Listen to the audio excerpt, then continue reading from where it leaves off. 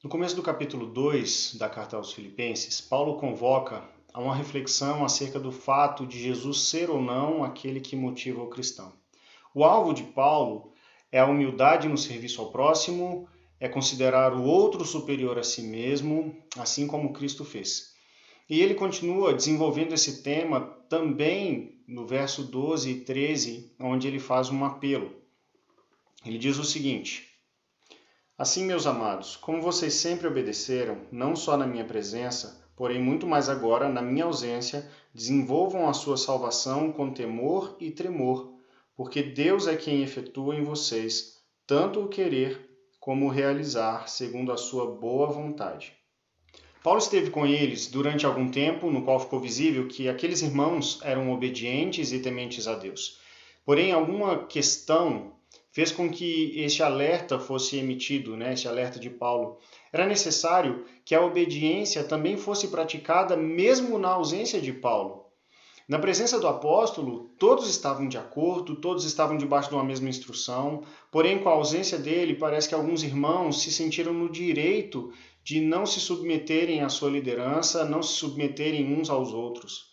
Nós vamos ver, inclusive, no capítulo 4, que duas irmãs deixaram de lado a alegria de Cristo para se apoiarem em outra alegria, na alegria de terem as suas vontades feitas, satisfeitas. Talvez estivessem brigadas ou algo do gênero. E quando isso acontece, o que existe é confiança própria, é satisfação própria, alegria baseada no próprio querer e no próprio fazer.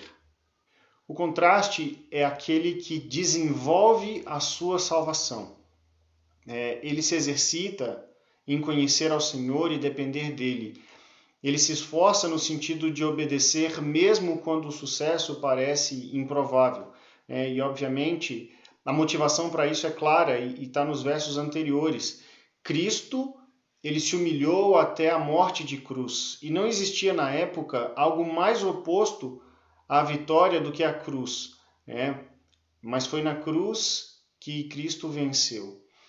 Se Cristo te motiva, de alguma forma, desenvolva a sua salvação na confiança de que Deus é quem realiza a verdadeira obra de salvação e de crescimento.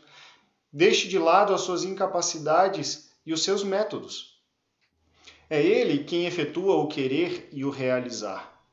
Paulo ou qualquer outro pastor ou irmão não será capaz de produzir o que somente Cristo produz. Cristo motiva a obediência, a humildade e a alegria. Deus é quem efetua essas coisas. Desenvolver a salvação é então obedecer, porque é por meio dessa obediência que nós vamos experimentar e colocar a nossa salvação à prova e recebermos ela então aprovada por meio da alegria em Cristo Jesus. Nós temos duas lições para tirar desses dois versículos. A primeira é que Paulo faz um apelo à integridade. Todo temor deve ser ao Senhor. Provérbios 1:7 vai dizer que o temor do Senhor é o princípio da sabedoria.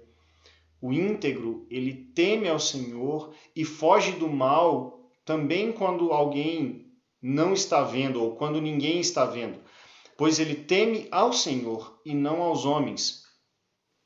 E a segunda lição é que Paulo faz um chamado ao desenvolvimento da salvação. E primeiramente, a salvação é algo dado por Deus, mas obviamente isso não deve gerar de forma alguma preguiça, na expectativa de que Deus o levante da cama, ou o levante para fazer algo onde a sua salvação será desenvolvida. Pelo contrário, isso deve gerar temor em nós e uma atitude pronta e ativa no sentido de buscarmos a Ele, obedecermos a Ele e descansarmos nele. Uma vez que Deus lhe deu tamanho presente, essa é a resposta adequada. Carlos Oswaldo Cardoso Pinto diz o seguinte: a exortação de Paulo é que o desenvolvimento da salvação de uma pessoa, isso é, o crescimento cristão, dependia de se perceber a mão soberana de Deus nas circunstâncias.